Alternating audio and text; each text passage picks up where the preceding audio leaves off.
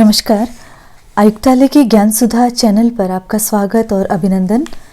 जैसा कि आयुक्तालय का ये ज्ञान सुधा चैनल एक उपक्रम है प्रतियोगी परीक्षाओं के लिए, और इस पर विभिन्न विषयों की, चाहे वो सामान्य ज्ञान हो या विविध विषय, उनकी यहाँ पर परीक्षा उपयोगी सामग्री छात्र हित में उपलब्ध करवाई जा रही है। इसी क्रम में हम अध्ययन कर रहे हैं हिंदी भाषा, साहित्य और काव्यशास्त्र का, और आज हम बात करेंगे हिंदी साहित्य के आदिकाल की। जैसा कि विदित है, हिंदी साहित्य के संपूर्ण इतिहास को 4 कालखंडों में विभाजित किया गया है, जिसमें आदिकाल, भक्तिकाल, रीतिकाल और आधुनिक काल, और फिर आधुनिक काल के भी विभिन्न चरणों को वहाँ समावेशित किया गया है। तो आज हम बात करेंगे हिंदी साहित्य के आदिकाल पर, और आदिकाल पर बात करते हुए हम न केवल इसमें अपभ्रंश काव्य और देशभाषा काव्य की जो रचना हुई है हम उस पर बात करेंगे, साथ ही परीक्षा उपयोगी तथ्यों को समावेशित करने की चेष्टा करेंगे। लगभग हर पंक्ति में वे प्रश्न समावेशित किए गए हैं जो कि असिस्टेंट प्रोफेसर हिंदी या कि राष्ट्रीय पात्रता परीक्षाओं में पूछे गए हैं। देखिए, जब आप हिंदी साहित्य के आदिकाल को पढ़ते हैं या किसी भी कालखंड को पढ़ते हैं या आप किसी भी परीक्षा की तैयारी करते हैं, तो आपको सबसे पहले ये ध्यान रखना होता है कि आप जो कंटेंट, जो सामग्री का चयन कर रहे हैं वो स्तरीय होनी चाहिए। वहाँ पर किसी भी तरह की भ्रम या शंका की गुंजाइश नहीं होनी चाहिए। यदि आप ऐसा कर लेते हैं तो लगभग आधी तैयारी, आपकी आधी लड़ाई आप जीत चुके होते हैं। मार्गदर्शन करने के लिए बहुत सारे लोग, बहुत सारी चीज़ें आपको मिल जाएंगी, लेकिन यदि आप सामग्री का चयन सही नहीं करते हैं तो आप अपनी राह नहीं तलाश पाते हैं। तो पहली बात तो ये ध्यान रखी जाए कि हम जिन आधार पुस्तकों का चयन कर रहे हैं वे बेहतरीन होनी चाहिए। तो इन सब बातों का ध्यान में रखते हुए हम हिंदी साहित्य के आदिकाल पर आज बात करते हैं। बीती कक्षा में हम साहित्य इतिहास की बात कर रहे थे, और साहित्य इतिहास लेखन में हमने विभिन्न जो इतिहास ग्रंथ लिखे गए, चाहे हम बात वहाँ गारसद तासी से लेकर आए, फिर मिश्र बंधुओं की बात, शिव सिंह सेंगर की बात की, हमने जॉर्ज ग्रियर्सन की बात की, हमने आचार्य रामचंद्र शुक्ल, धीरेन्द्र वर्मा और जितने भी इतिहासकार और आलोचक हुए, हमने उनके इतिहास ग्रंथों की बात की। लेकिन एक जो इतिहास ग्रंथ जिसका समावेश करना आवश्यक है और जो कि परीक्षा में अक्सर पूछा जाता है कि हिंदी साहित्य का बृहत इतिहास, जो कि काशी नागरी प्रचारिणी सभा द्वारा 16 खंडों में जो प्रकाशित किया गया, इसका एक तो आपको ये ध्यान रखना है कि नागरी प्रचारिणी सभा का स्थापना वर्ष क्या है, क्योंकि ये अक्सर पूछा जाता है। तो 16 जुलाई 1893 ईस्वी में इसका स्थापना वर्ष है, और यहाँ से हिंदी साहित्य और हिंदी साहित्य इतिहास के बहुत महत्वपूर्ण ग्रंथों का प्रकाशन हुआ है। इसलिए काशी नागरी प्रचारिणी सभा एक महत्वपूर्ण पड़ाव, महत्वपूर्ण पायदान है हिंदी साहित्य के विकासात्मक इतिहास का अध्ययन करते हुए। तो नागरी प्रचारिणी सभा द्वारा हिंदी साहित्य इतिहास लेखन के क्षेत्र में हिंदी साहित्य का बृहद इतिहास नामक एक महत्वपूर्ण कार्य वहाँ पर संपादित किया गया, और ये इतिहास खंड 16 खंडों में विभक्त है। तो ये प्रश्न भी बनता है कि कितने खंडों में विभक्त है, तो 16 खंडों में विभक्त है, जो कि हिंदी साहित्य के इतिहास को एक विस्तृत भूमिका वहां पर प्रदान करता है। तो ये बात ध्यान रखी जानी आवश्यक है। इस कालखंड में क्या किया गया है, देखिए, साहित्यिक प्रवृत्तियों को स्थान दिया गया है। तदयुगीन परिस्थितियां क्या रही है, चाहे वो राजनीतिक, सामाजिक, सांस्कृतिक परिस्थितियों की बात करें, साहित्यिक वातावरण कैसा रहा है, उनकी भली भांति इसमें विवेचना की गई है। तो इस दृष्टि से ये इतिहास ग्रंथ महत्वपूर्ण और मानक इतिहास ग्रंथों की श्रेणी में आता है। पूर्व राष्ट्रपति डॉक्टर राजेंद्र प्रसाद ने 3 दिसंबर 1957 को इसका प्राकथन लिखा था, और इस ग्रंथ का विमोचन मार्च 1984 में तत्कालीन प्रधानमंत्री श्रीमती इंदिरा गांधी द्वारा किया गया था। ये कुछ तथ्य हैं हिंदी साहित्य का बृहत इतिहास से संबंधित, जिसके बाद ध्यान में रखी जानी जरूरी है। तो देखिए, जब हम आदिकाल की बात करते हैं, हिंदी साहित्य का पहला कालखंड आज हम ले रहे हैं, और कुछ महत्वपूर्ण बिंदुओं पर हम बात करेंगे। इसमें जो महत्वपूर्ण काव्यधाराएं हैं हम उन पर भी बात करेंगे। तो हिंदी साहित्य के जब आदिकाल की बात करते हैं तो आचार्य रामचंद्र शुक्ल का, चूंकि उनका जो काल विभाजन है वो सर्वाधिक प्रामाणिक माना गया, तो जब हम उसे देखते हैं तो वे संवत 1050 से 1375 विक्रम संवत 1050 से 1375 विक्रम संवत तक आदिकाल का समय वो मानते हैं, और इस आदिकाल को वे वीर गाथा काल नाम देते हैं। और इस वीर गाथा काल नाम देने के पीछे वो कुछ पुस्तकों को मानते हैं, और इनमें भी वो कहते हैं कि उक्त काल के भीतर दो तरह की रचनाएं मिलती है, जिसे अपभ्रंश की और देशभाषा की रचनाएं की जाती हैं। अपभ्रंश की पुस्तकों में वे स्पष्ट कहते हैं कि जैन धर्म से संबंधित जो तत्व है, जो आचार विचार हैं, वो वहाँ समावेशित हैं और वो साहित्य की कोटि में नहीं आती। इस तरह से जो आचार्य रामचंद्र शुक्ल है वो अपभ्रंश के काव्य को आदिकालीन साहित्य में शुमार ही नहीं करते। लेकिन जो साहित्यिक पुस्तकें वो केवल 4 बताते हैं, और उसमें विजयपाल रासो, हम्मीर रासो, कीर्तिलता और कीर्ति पताका। कीर्तिलता और कीर्ति पताका जो विद्यापति की रचनाएं हैं, और इन 4 को वो साहित्यिक रचनाएं मानते हैं। और देश भाषा काव्य की वो 8 पुस्तकें मानते हैं, जिसमें खुमान रासो, बिसलदेव रासो, परमाल रासो, पृथ्वीराज रासो, जयचंद प्रकाश, जयमयंक जस चंद्रिका, खुसरो की पहेलियाँ और विद्यापति पदावली, ये रचनाएं मानते हैं। और वो इन्हीं 12 जो पुस्तकों की दृष्टि से आदिकाल का वो लक्षण निरूपण भी कर देते हैं और नामकरण भी वो कर देते हैं। वो ये कहते हैं कि जो बीसलदेव रासो को छोड़कर और खुसरो की पहेलियाँ और विद्यापति की पदावली को छोड़ दिया जाए तो अन्य सभी रचनाएं वीर गाथात्मक हैं, और इसी के चलते आदिकाल का नाम भी वीर गाथा काल ही रखना चाहिए। तो यहाँ पर ये एक बात ध्यान रखनी चाहिए कि किन 12 पुस्तकों के आधार पर आचार्य रामचंद्र शुक्ल जो हैं वो आदिकाल का नाम वीरगाथा काल रख देते हैं। आदिकाल को पढ़ते हुए हम और ये जान सकते हैं कि डॉक्टर राम कुमार वर्मा इसे संधिकाल नाम देते हैं, मिश्र बंधु इसे आरंभिक काल नाम देते हैं, और इसी तरह राहुल सांकृत्यायन चारण काल नाम देते हैं। हजारी प्रसाद द्विवेदी इसे आदिकाल नाम देते हैं, और जो गणपति चंद्र गुप्त है वो प्रारंभिक काल, और महावीर प्रसाद द्विवेदी इसे बीज वपन काल नाम की संज्ञा से नवाजते हैं। तो ये तो एक प्रश्न जो हम पढ़ चुके हैं कि नामकरण संबंधी जो विवाद होता है, जो चीजें पूछी जाती हैं, अक्सर ये जैसा कि रामचंद्र शुक्ल ने भी कहा कि आदिकाल में 2 तरह की रचनाएं प्राप्त होती है, एक तो अपभ्रंश काव्य और दूसरा देश भाषा काव्य। ये बात आपको ध्यान रखनी जरूरी है। अब अपभ्रंश काव्य में जैसा कि हमने कहा कि वो 12 कृतियों में से जो 4 कृतियां हैं, जिसमें विजयपाल रासो, हम्मीर रासो, कीर्तिलता और कीर्ति पताका, इसे वो अपभ्रंश काव्य की श्रेणी में वो रखते हैं। और देशभाषा काव्य की श्रेणी में वो खुमान रासो, बिसलदेव रासो, जयचंद्र प्रकाश, जयमयंक जस चंद्रिका और परमाल रासो, जिसे आलाखंड भी कहा जाता है, खुसरो की पहेलियाँ और विद्यापति पदावली, इन रचनाओं को रखते हैं। आचार्य शुक्ल का मानना है कि प्राकृत की जो अंतिम अपभ्रंश अवस्था से ही हिंदी साहित्य का आविर्भाव हुआ है, ऐसा आचार्य रामचंद्र शुक्ल का कहना है। उस समय जैसे गाथा कहने से प्राकृत का बोध होता था, वैसे ही दोहा या दुहा कहने से अपभ्रंश या प्रचलित काव्य भाषा का पद्य समझा जाता था।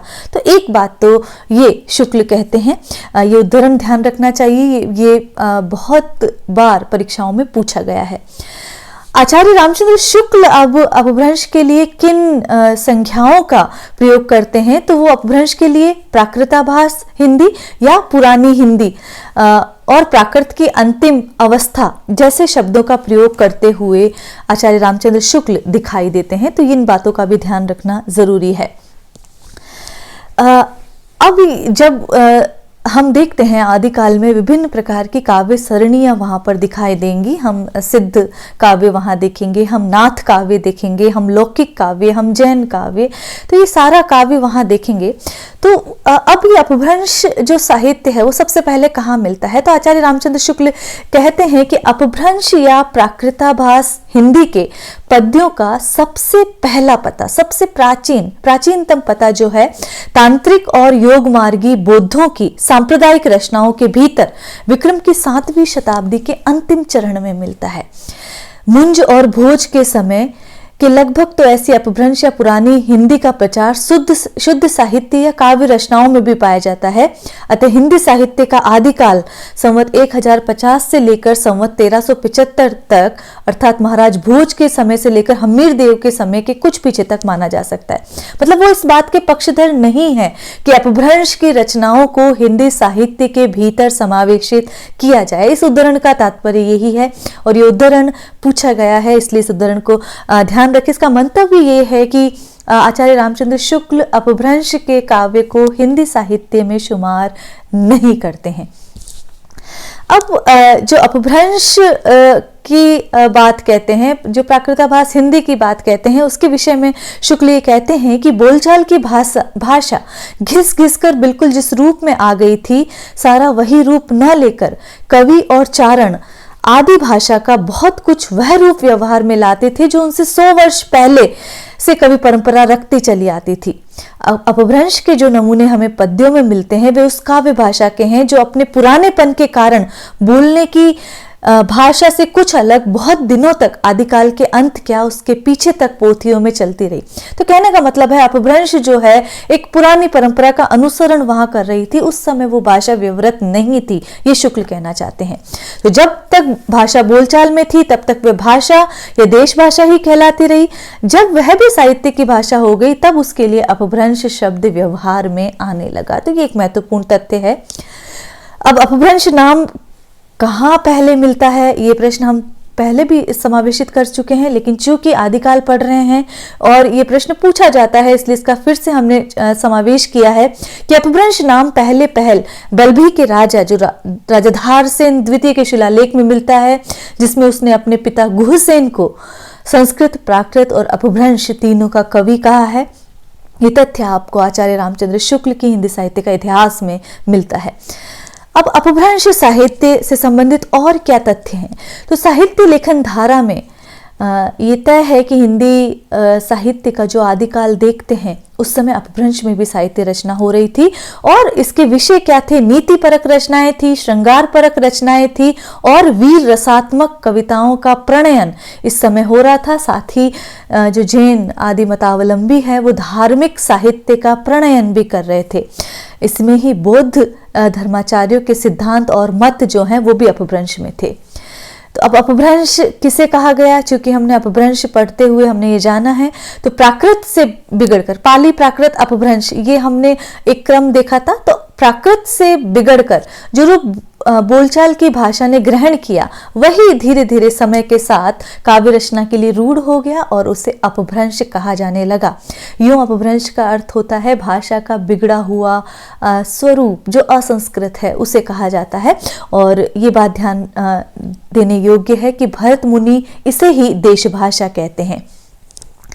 अब अपभ्रंश की जो पुस्तकें हैं, जैसा कि हमने कहा धार्मिक साहित्य भी लिखा गया, यहाँ पर श्रृंगार और नीति की बात भी की जाती है। तो कई पुस्तकें तो जैनों के जिसमें तत्व निरूपण ग्रंथ हैं जो समिति की पूर्ति में नहीं आती और जिनका उल्लेख केवल ये दिखाने के लिए किया गया है कि अपभ्रंश भाषा का व्यवहार कब से किया गया है। दूसरी बात, सिद्धों और नाथों की जो रचनाएं हैं उसमें जो तांत्रिक विधान, योग साधना, आत्मनिग्रह है, श्वास निरोध, भीतरी चक्रों या नाड़ियों की स्थिति, अंतर्मुख साधना के महत्व इत्यादि की सांप्रदायिक शिक्षा मात्र हैं। जीवन की स्वाभाविक अनुभूतियों दशाओं से उनका कोई संबंध नहीं है, अतः वह शुद्ध साहित्य के अंतर्गत नहीं आती। तो ये शुक्ल इसे धार्मिक साहित्य कहते हैं। उनको उसी रूप में ग्रहण करना चाहिए जिस रूप में ज्योतिष, आयुर्वेद आदि के ग्रंथ। ये प्रश्न पूछा गया नेट दिसंबर 2018 में। तो आचार्य रामचंद्र शुक्ल का कथन है और वो आदिकाल के ऐसे साहित्य को धार्मिक साहित्य की श्रेणी में रखते हैं, शुद्ध साहित्य में शुमार वो नहीं करते हैं। अपभ्रंश भाषा के अब कौन कौन से कवि हुए हैं वो आपको ध्यान रखना जरूरी है। स्वयंभू अपभ्रंश भाषा के प्रथम जैन कवि माने जाते हैं और ये अपभ्रंश साहित्य के इन्हें वाल्मीकि भी माने जाते हैं और अपभ्रंश साहित्य के कालिदास भी इन्हें कहा जाता है। इनके जो ग्रंथ है पौमचर्यु, रिठ्ठनेमिचर्यु और स्वयंभू छांदस इनकी रचनाओं के नाम हैं जो आपको विदित होने चाहिए, क्योंकि अक्सर सुमेलित कीजिए में आपसे ये प्रश्न पूछे जाते हैं। कवि पुष्पदंत या कवि पुष्यदंत, ये दोनों ही नाम मिलते हैं। 10वीं शताब्दी के सर्वश्रेष्ठ कवियों की श्रेणी में शुमार हैं। अभिमान मेरु, महापुराण, नय कुमार चरियु और जसहर चरियु इनके प्रमुख ग्रंथ माने जाते हैं। हम अपभ्रंश भाषा के कवियों को देख रहे हैं, जिसमें हमने स्वयंभू और कवि पुष्पदंत को देखा। धनपाल की जो कृति है, अगले जो कवि हैं धनपाल, और इनकी रचना भविष्यत कहा और श्रुत पंचमी रास और राम सिंह का पाहुड़ा दोहा, ये भी इसी श्रेणी में रखी जाती हैं। जिनदत्त सूरी का जो उपदेश रसायन, किलपाद, दीपंकर, कृष्णाचार्य, महीधर, कमलावरपाद, टेंटया, इस प्रकार ये जो रचनाकार हुए हैं, ये अपभ्रंश के कवि माने जाते हैं। अपभ्रंश आधुनिक भाषाओं के उदय से पहले उत्तर भारत में बोलचाल और साहित्य रचना की सबसे जीवंत और प्रमुख भाषा थी। भाषा वैज्ञानिक दृष्टि से अपभ्रंश भारतीय आर्य भाषा के मध्यकाल की अंतिम अवस्था है, जो प्राकृत और आधुनिक भाषाओं के बीच की स्थिति है। ये हम पढ़ चुके हैं पहले भी तथ्य, और चूंकि परीक्षा उपयोगी है इसलिए इसे पढ़ा जाना चाहिए। अपभ्रंश के कवियों ने अपनी भाषा को केवल भाषा, देशी भाषा या ग्रामीण भाषा कहा है, लेकिन संस्कृत के व्याकरणों और अलंकार ग्रंथों में उस भाषा के लिए प्राय अपभ्रष्ट भाषा, जैसा कि हमने कहा जो असंस्कृत है, उसका प्रयोग किया गया है। अपभ्रंश नाम संस्कृत के आचार्यों द्वारा दिया गया है, जो कि तिरस्कार सूचक भी प्रतीत होता है। पतंजलि ने जिस प्रकार अपभ्रंश शब्द का प्रयोग किया है, उससे पता चलता है कि संस्कृत या साधु शब्द के लोक प्रचलित विविध रूप अपभ्रंश या अपशब्द कहलाते थे। इस प्रकार इसका अर्थ प्रतिमान से च्युत, जो कि अपने स्थान से विचलित है, स्खलित, भ्रष्ट तथा विकृत शब्दों को अपभ्रंश की संज्ञा दी गई और आगे चलकर ये संज्ञा पूरी भाषा के लिए स्वीकृत हो गई। दंडी के कथन से इस तथ्य की पुष्टि भी होती है। उन्होंने स्पष्ट लिखा है कि शास्त्र अर्थात व्याकरण शास्त्र में संस्कृत से इतर शब्दों को अपभ्रंश कहा जाता है। इस प्रकार पाली, प्राकृत, अपभ्रंश सभी के शब्द अपभ्रंश संज्ञा के अंतर्गत आते हैं, फिर भी पाली प्राकृत को अपभ्रंश नाम नहीं दिया गया। तो अपभ्रंश क्या है, उसके बारे में क्या तथ्य है, क्या असंगत कथन है, उसके बारे में ये जो उद्धरण है वो महत्वपूर्ण है। जो 9वीं शताब्दी में अपभ्रंश काव्य रचना प्रचलित थी। अपभ्रंश का विकास हम देखते हैं 10वीं शताब्दी तक चला। इसी के साथ आर्य भाषा के विकास का जो द्वितीय स्तर समाप्त होकर तृतीय स्तर का प्रादुर्भाव होता है, जिसकी प्रतिनिधि हिंदी, मराठी, गुजराती, बंगाली आदि आधुनिक भाषाएं हैं। इस प्रकार अपभ्रंश एक और प्राचीन प्राकृतों और दूसरी ओर आधुनिक आर्य भाषाओं के बीच की कड़ी मानी जाती है। अब जैसा कि हमने देखा, दो प्रकार की साहित्यिक रचनाएं हैं, अपभ्रंश और देश भाषा काव्य। तो अपभ्रंश प्रभावित हिंदी रचनाओं में जो रचनाएं आती हैं, सिद्ध साहित्य, नाथ साहित्य, राउल वेल, उक्ति व्यक्ति प्रकरण, भरतेश्वर बाहुबली रास, भरतेश्वर पढ़ा जाए इसे, हम्मीर रासो और वर्ण रत्नाकर। इसी प्रकार अपभ्रंश प्रभाव से मुक्त हिंदी रचनाएं खुमान रासो, ढोला मारूरत दुहा, बिसलदेव रासो, पृथ्वीराज रासो, परमाल रासो, जयमयंक जस चंद्रिका, चंदनबाला रास, स्थूलीभद्र रास, रेवंतगिरी रास, वसंत विलास और खुसरो की पहेलियां। ये आपको इसी इन दो विभाजनों में ही इन कृतियों को ध्यान रखना आवश्यक है, क्योंकि प्रश्न इसी तरह पूछा जाता है कि कौन सी अपभ्रंश प्रभावित हिंदी रचनाएं हैं और कौन सी अपभ्रंश प्रभाव से मुक्त हिंदी रचनाएं हैं। अब देखिए, जो आदिकाल में जो रचनाएं मिलती हैं उसे हम इन सरणियों में बांट सकते हैं। सिद्ध साहित्य, जैन साहित्य, नाथ साहित्य, रासो साहित्य, लौकिक साहित्य और गद्य रचनाएं। सिद्ध साहित्य में 84 सिद्धों की रचनाएं आती है। जैन साहित्य में जो भरतेश्वर, बाहुबली रास, नेमिनाथ रास जैसी रचनाएं। नाथ साहित्य में जो गोरखनाथ का चलाया जो नाथ साहित्य है, उसमें 9 नाथों की रचनाएं। और लौकिक साहित्य में यदि हम देखें तो राउल वेल, ढोला मारूरत दुहा जैसी रचनाएं और गद्य रचनाओं में उक्ति व्यक्ति प्रकरण जैसी रचनाओं का समावेश वहां किया जाता है। जब हम सिद्ध साहित्य, सबसे पहले हम सिद्ध साहित्य की बात करते हैं, तो जैसा कि विदित है सिद्धों की संख्या 84 है और सिद्धों का संबंध जो बौद्ध धर्म की वज्रयानी शाखा से ही सर्वाधिक प्रश्न पूछा गया है। अब ये जो भारत का जो पूर्वी भाग है ये वहाँ सक्रिय दिखाई देते हैं और इनमें सरहपा, शबरपा, कई में जो पा है वो आवर्तक ना आकर केवल पा मिलता है, तो सहरपा, शबरपा, लुईपा, डोंभिपा, कुकुरिपा, कणहपा आदि मुख्य हैं। सरहपा प्रथम सिद्ध कवि माने जाते हैं और सिद्धों में जो सर्वाधिक जिनका स्थान ऊंचा माना जाता है वो लुईपा है। बौद्ध धर्म के वज्रयान तत्व का प्रचार करने के लिए जो साहित्य देश भाषा में लिखा गया वही सिद्ध साहित्य कहलाता है। ये बात ध्यान रखनी चाहिए। सिद्धों की भाषा में उलटबासी शैली का पूर्व रूप देखने को मिलता है। तो जब हम कहते हैं कि आदिकालीन साहित्य परवर्ती साहित्य की पूर्व पीठिका तैयार करता है, तो जब हम कबीर का साहित्य पढ़ते हैं, कबीर की हम उलटबासियां पढ़ते हैं, तो वहां पर उसका जो बीज जो है वो हमें सिद्ध साहित्य में दिखाई देते हैं। इनकी भाषा को संध्या या संधा भाषा कहा गया है। हजारी प्रसाद द्विवेदी ने सिद्ध साहित्य की प्रशंसा करते हुए लिखा है, ये उदाहरण पूछा गया है, जो जनता तात्कालिक नरेशों की स्वेच्छाचारिता, पराजय त्रस्त होकर निराशा के गर्त में गिरी हुई थी, उनके लिए इन सिद्धों की वाणी ने संजीवनी का कार्य किया। साधना अवस्था से निकली सिद्धों की वाणी चर्या गीत या चर्या गीत कहलाती है। तो ये बात ध्यान रखने योग्य है। अब सिद्ध साहित्य जो है उसे हम फिर से 3 सरणियों में इसे बांट सकते हैं, जिसमें एक तो नीति की बात जहाँ की जाती है, आचार व्यवहार की बात की जहाँ की जाती है, तो नीति और आचार संबंधित साहित्य, उपदेश परक साहित्य, साधना संबंधी या रहस्यवादी साहित्य, इस तरह का साहित्य वहां पर मिलता है। तो इन तीनों को ध्यान रखना जरूरी है। अब सिद्ध साहित्य का वैशिष्ट्य क्या है, प्रमुख विशेषताएं वहां क्या रही है? तो इस साहित्य में तंत्र साधना पर बहुत अधिक बल दिया गया है। साधना पद्धति में शिव शक्ति के युगल रूप की उपासना की गई है। इसमें जाति प्रथा एवं वर्ण भेद व्यवस्था का विरोध किया गया है और ब्राह्मण धर्म का खंडन किया गया है। सिद्धों में पंच मकार, मांस, मछली, मदिरा, मुद्रा और मैथुन की दुष्प्रवृत्ति देखने को मिलती है। हालांकि तंत्र शास्त्र में हम देखते हैं तो इसका अर्थ वहां भिन्न मिलता है और वहां माया से मुक्त होने की बात सिद्ध साहित्य में बार बार की गई है।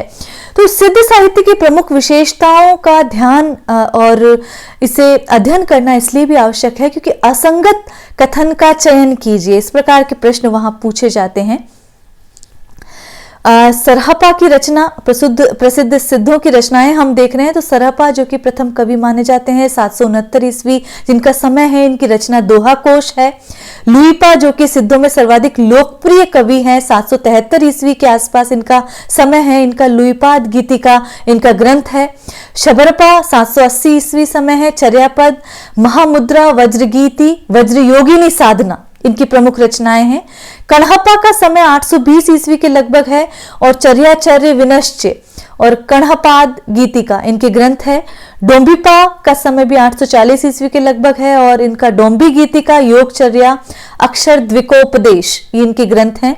इसी तरह भुसुकपा का बोधिचर्या अवतार, आर्यदेवपा का कावेरी गीतिका, कंबनपा का चर्या गीतिका, कंबलपा का असंबंध सर्ग दृष्टि और गुंडरिपा का चर्या गीति, ये इनकी रचनाएं हैं जिनका ध्यान रखना चाहिए।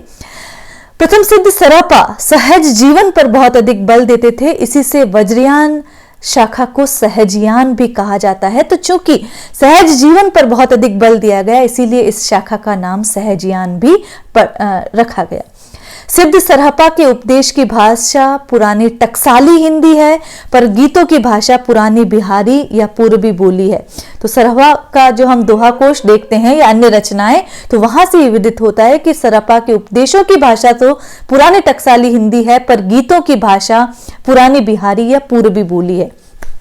तो ये तो सिद्ध साहित्य की बात की, जिसके बारे में हमने देखा कि जो सिद्ध साहित्य है वो वज्रयान शाखा से, वहां पर बौद्ध धर्म की वज्रयानी शाखा से जिसका संबंध है। सिद्धों की संख्या 84 है। सरहपा प्राचीनतम सिद्ध माने जाते हैं और लुईपा इन सिद्धों में सर्वाधिक लोकप्रिय सिद्ध माने जाते हैं। अब बात करते हैं हम आदिकालीन नाथ साहित्य की। तो देखिए हजारी प्रसाद द्विवेदी जो आलोचक हुए हैं महत्वपूर्ण हमारे समय के, उनके अनुसार नाथ पंथ या नाथ संप्रदाय के सिद्ध मत, सिद्ध मार्ग, योग संप्रदाय, अवधूत मत एवं अवधूत संप्रदाय नाम ही प्रसिद्ध हैं। ये सारे नाम इनके लिए लिए जाते हैं। नाथ पंथ के लोगों को कनफटा योगी भी कहा जाता है। ये प्रश्न अक्सर पूछा जाता है कि कनफटा योगी क्यों कहा जाता है। तो ये एक तो जो साधनात्मक योग की विचारधारा में विश्वास करते थे, दूसरे ये अपने कानों में स्फटिक के मोटे मोटे कुंडल धारण करते थे, इसलिए इन्हें कनफटा योगी भी कहा जाता है। नाथ संप्रदाय के जो प्रवर्तक हैं वो मत्स्येंद्र नाथ और गोरखनाथ माने जाते हैं, परंतु जो ज्योतिरेश्वर का वर्ण रत्नाकर और ज्ञानेश्वर को प्रामाणिक मानकर मत्स्येंद्र नाथ को नाथ पंथ का आदि प्रवर्तक माना जाता है। नाथों की संख्या 9 है। इनका समय 12वीं से 14वीं शताब्दी का जो समय है वो रहा है। रामकुमार वर्मा ने, जो आलोचक हैं, राजकुमार नहीं, रामकुमार वर्मा ने इस समयावधि को नाथ पंथ का चरमोत्कर्ष माना है।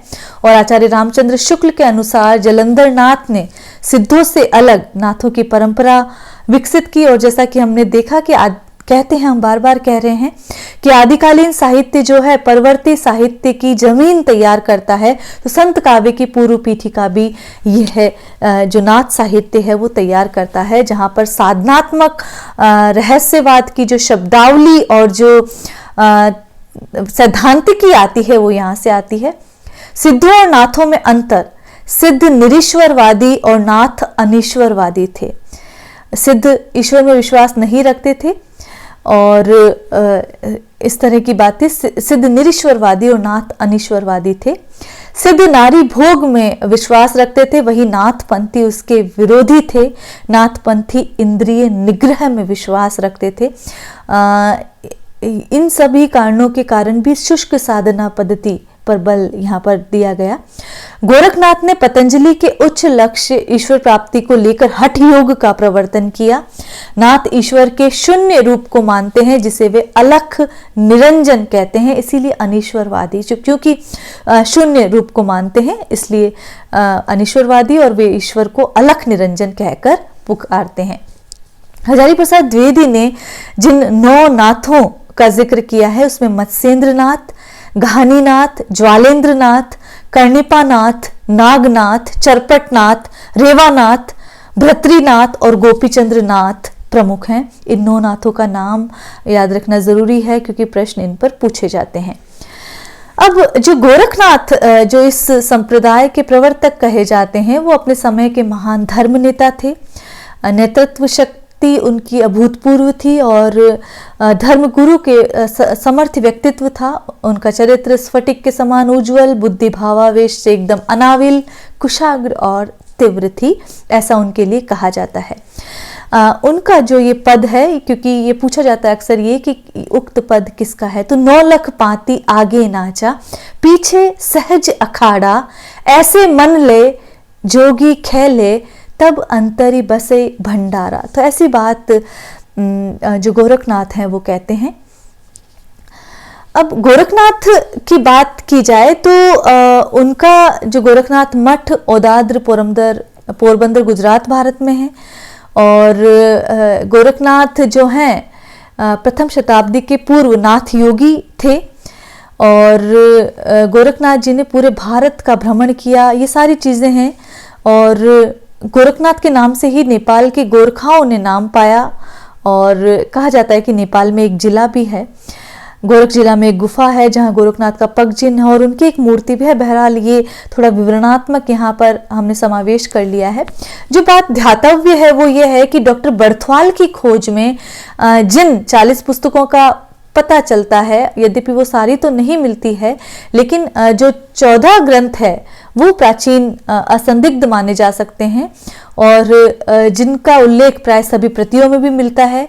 ज्ञान चौतीसा जो है वो भी उनकी एक पुस्तक है जिसका डॉक्टर बर्थवाल उल्लेख करते हैं। उनकी पुस्तकें सबदी, पद, शिष्या दर्शन, प्राण सांकली, नरवे बोध, आत्मबोध, अभय, मात्रा जोग, 15 तिथि, सप्तवार, मच्छिंद्र, गोरखनाथ, रोमावली और ज्ञान तिलक, ये उनकी रचनाएं हैं। अन्य रचनाएं जो हैं ज्ञान चौतीसा, पंचमात्रा, गोरख गणेश गोष्ठी, गोरख दत्त गोष्ठी, महादेव गोरख पुष्टि, शिष्ट पुराण, दयाबोध, जाति भोरावली, नवग्रह, नवरात, अष्टपार छाया, रहरास, ये इनकी रचनाएं हैं। ज्ञानमाला, आत्मबोध, निरंजन पुराण, गोरख वचन, इंद्र देवता, मूल गर्भावली, खानीवाणी, ये इनकी रचनाएं हैं। तो इन सारी रचनाओं का जो नामोल्लेख जो स्क्रीन पर आपको दिखाई दे रहा है, चाहे वो अष्टमुद्रा हो, चाहे 24 सिद्ध हो, षडक्षरी, पंच अग्नि, अष्टचक्र, अवली सिलूक, काफिर बोध, ये सारी रचनाएं गोरखनाथ जी की रचित मानी जाती है। अब जो प्रश्न नाथ साहित्य से संबंधित जो पूछे गए हैं, जो 9 नाथ हैं उनका नाम आपको ध्यान होना चाहिए। गोरखनाथ की रचनाओं के नामों को जरूर आपको देखना चाहिए, क्योंकि उनसे संबंधित प्रश्न पूछा जाता है। गोरखनाथ चूंकि प्रवर्तक जो संत वहां पर ठहरते हैं, प्रवर्तक नाथ वहां पर ठहरते हैं। तो वज्रयान बौद्ध धर्म का विकृत रूप था और इसमें सिद्धि प्राप्ति के लिए मध्य तथा स्त्री विशेषतः डोमिनी, रजकी आदि का योग या सेवन आवश्यक था। जब हम ये सिद्ध साहित्य संबंध बात करते हैं तो वहां है, सिद्धों ने इसी धारणा से महासुखवाद का प्रवर्तन किया और महासुख वह दशा बताई गई जिसमें साधक शून्य में इस प्रकार विलीन हो जाता है जिस प्रकार नमक पानी में। इस दशा का प्रतीक खड़ा करने के लिए युगनद्ध की भावना वहां पर पैदा की गई, वहां पर स्थापित की गई। तो ये प्रश्न पूछे गए हैं नेट जुलाई 2018 में और इस सिद्ध और नाथ साहित्य से संबंधित प्रश्न हैं। तो ये हमने बात की आज हिंदी के आदिकालीन साहित्य पर, और वहां पर हम बात कर रहे थे सिद्धों और नाथों के संबंध में जो आचार्य रामचंद्र शुक्ल का प्रमुख उद्धरण है या जो प्रश्न परीक्षाओं में पूछे गए हैं। तो आज के लिए इतना ही। नमस्कार। आगे हम हिंदी के आदिकालीन साहित्य पर सतत बात करना जारी रखेंगे। नमस्कार।